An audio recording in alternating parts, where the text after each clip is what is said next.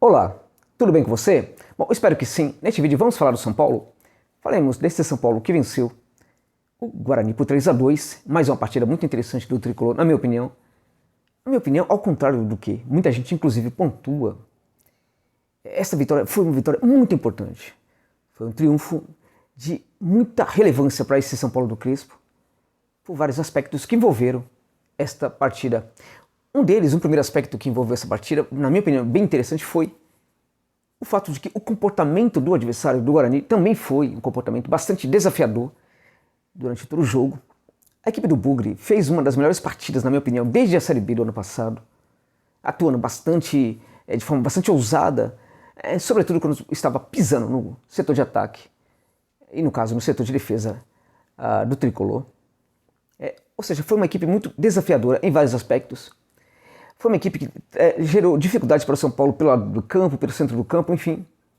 Foi uma equipe que conseguiu mostrar que esse São Paulo tem sim bons jogadores na reserva. Deixando claro, o São Paulo foi a campo com praticamente 8 jogadores dessa fábrica impressionante que é Cotia. Alguns jogadores muito relevantes, alguns que ainda são um tanto quanto desconhecidos de boa parte dos torcedores. Jogadores que tendem a render muitos milhões, inclusive, para o São Paulo. Mas antes disso, minha gente, trata-se de jovens que podem render, antes de serem vendidos, muito frutos futebolísticos, né, para a equipe do Tricolor. Para mim foi muito importante essa vitória porque ela mostra que a equipe está tomando rumo. Eu tenho dito que São Paulo está mudando, as coisas parecem definitivamente mudar no São Paulo. Eu não acreditava na eficiência, inclusive, do trabalho do Muricy quando ele fora contratado. Me surpreende de forma positiva com o que está acontecendo. Acho definitivamente que o Muricy pode ser um muito bom dirigente. Acho que como técnico talvez ele tenha mesmo que pensar mesmo, deixar de lado mesmo, nunca mais voltar a jogar. Fez um grande trabalho como técnico ali, sobretudo no São Paulo. Acho que o tempo dele acabou, mas como dirigente acho que o Muricy tem muito a oferecer para o São Paulo. Eu vejo uma tranquilidade chegando no Tricolor, gente. Uma tranquilidade chegando no Morumbi, uma tranquilidade chegando ao trabalho do técnico e também ao clube pelo trabalho do técnico Hernan Crespo. Então, uma coisa favorece muito a outra. Os dirigentes conseguem hoje trabalhar bastante a proteção do Crespo, enquanto este técnico argentino consegue também legitimar com o seu trabalho dentro de campo, com o trabalho da sua equipe dentro de campo, aquilo que está sendo feito pelos dirigentes. Nesse sentido, vejo algo de positivo, não somente na presença do Muricy, naturalmente, mas o próprio presidente do São Paulo, que também era um outro caso em que eu duvidava um pouco da eficiência, mas eu começo já a me curvar algumas coisas bem positivas que tem acontecido no São Paulo. Tem uma outra contratação que eu ainda não aprovei, não achei interessante, claro, é só a minha opinião. Não entendo, por exemplo, a chegada do William ao elenco tricolor, mas é algo, por exemplo, que dá para entender, mesmo que com uma outra ação, uma outra contratação que não seja das melhores, no geral, a gente precisa fazer uma avaliação, né? E nesse sentido, validar muitas das coisas que acontecem hoje no São Paulo. Essa vitória foi importante porque tinha Cotia dentro de campo, tinha 8 garotos de Cotia dentro de campo. Mas foi mais importante ainda, porque quando o São Paulo mudou muito os seus jogadores, ele jogou do mesmo jeito. Ele jogou com mais posse de bola, teve ali praticamente 68% de posse de bola, contra esse Bugre muito ousado realmente. Uma troca de passe também bem interessante, de 587 passes foram trocados pelo São Paulo durante a partida, com a precisão que quase chegou a 90%, precisão de acertos, né? Acertos de passe de quase 90%, isso não é qualquer coisa, realmente é muito significativo, sobretudo quando você muda bem o elenco, como foi no caso do jogo contra o Bugre de Campinas. A gente viu, por exemplo, também muitas finalizações, a equipe conseguindo chegar, finalizar, muita criação de jogo. Ou seja, o São Paulo do Crespo estava presente no jogo contra o Bugre, mesmo com 8 jogadores de Cotia. O São Paulo do Crespo estava presente no jogo, com jogadores voltando de lesão, Lisieiro, por exemplo, com alguns jogadores que são um tanto quanto questionados, né, ali na equipe. Caso, por exemplo, do Perry, o goleiro Perry, que também não foi bem na partida, né, um tanto quanto seguro em alguns momentos. Vamos aqui então falar rapidamente do que foi esse elenco. O Tricolor entrou em campo com o Lucas Perry, o Antônio Galeano, Diego Costa, Miranda e o Rodrigo fazendo a primeira linha. Aí vem uma linha de 4 com o Victor Bueno, o Thales, Lisieiro e o Wellington, o Igor Gomes e o Benítez. Praticamente a equipe jogou sem um 9, sem um centroavante. Ou seja, A equipe do Crespo jogou sem o centroavante e foi, ainda assim, essa equipe bastante protagonista do técnico argentino. Ou seja, mudou os jogadores, mudou inclusive a forma de jogar, mudou o esquema, mas tivemos a equipe do técnico argentino presente de novo.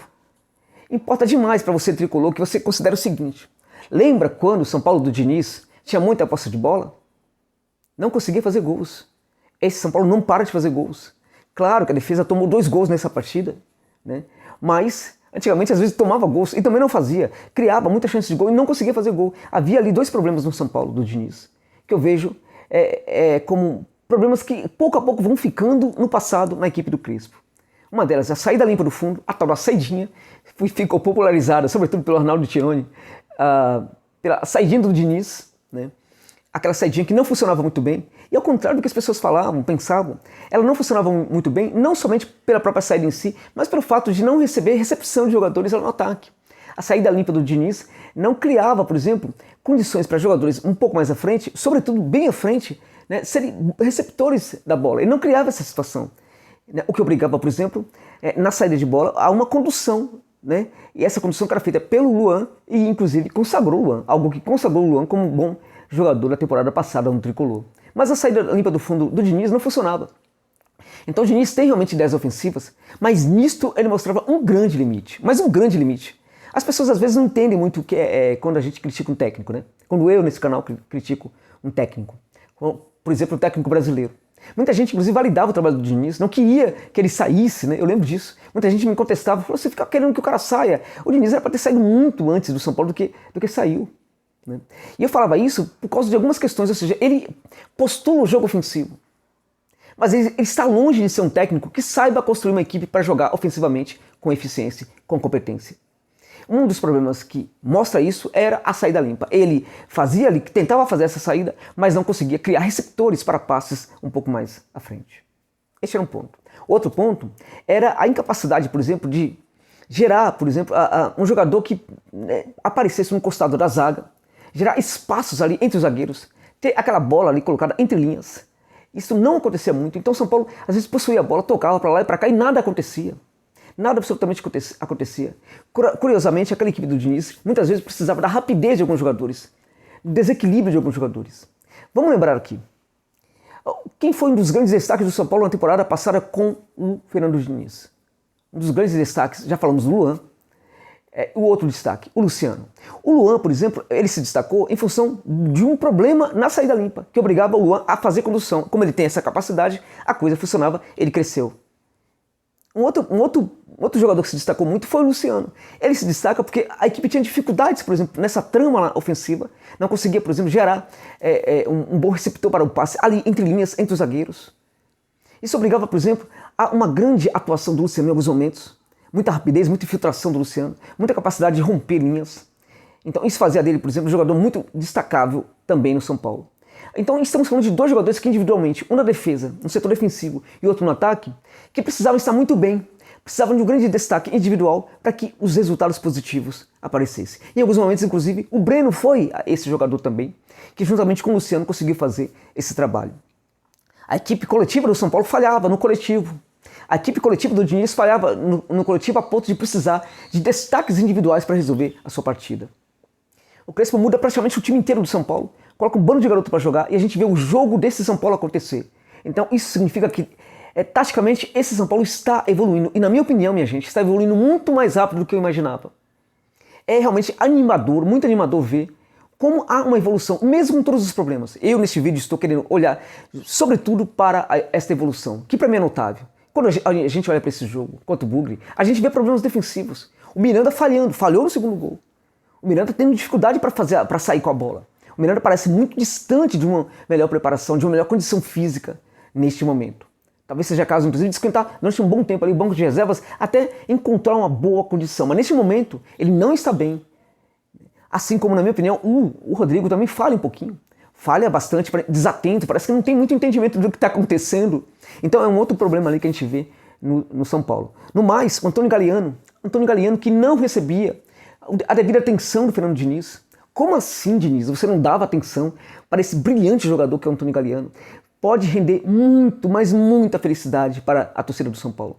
Um jogador realmente com caráter de protagonista dentro de campo. Ele pega a bola e sabe o que fazer com a bola. É um jogador que tem muito boa condução de bola, mas é também um jogador que sabe passar e sabe se associar com outros jogadores no ataque.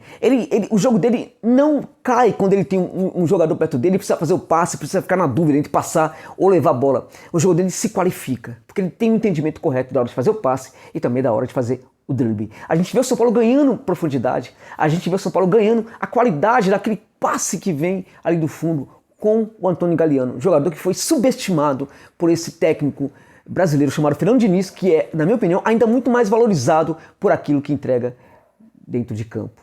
Então, gostei muito nessa partida do Antônio Galeano. Não dá pra gente não falar do Thales, realmente brilhante, a capacidade, a personalidade com que entra na equipe, consegue fazer, apresentar o seu jogo, sem nenhuma timidez, inclusive, se adaptando aos aspectos táticos da equipe, né? Se encaixando perfeitamente naquilo que a equipe precisa dele, dos seus movimentos corporais ali, inclusive. Realmente o Thales foi muito bem e também o Wellington fez também uma grande partida. Eu cheguei a rever vários momentos, durante vários momentos, alguns mesmos lances. Me impressionou demais a capacidade do Wellington, do Thales, de se associar dentro de campo, de conseguir contribuir taticamente para a equipe. Eu vejo esse São Paulo realmente muito promissor com o Crespo. Tenho dito já há algum tempo, em alguns vídeos, em lives que participei como convidado, ou mesmo em lives minha no meu canal, eu já andei falando que os ares parecem ter mudado demais no Morumbi.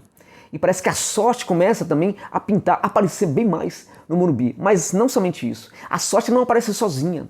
A sorte, muitas vezes, ela precisa, sim, que alguma coisa seja feita, né? Para ela agraciar um clube, as coisas precisam ser feitas também de forma correta. A gente vê hoje um clube, enquanto nos seus dirigentes, trabalhando um pouco melhor, bem melhor, na verdade, bem melhor do que estava acontecendo antes.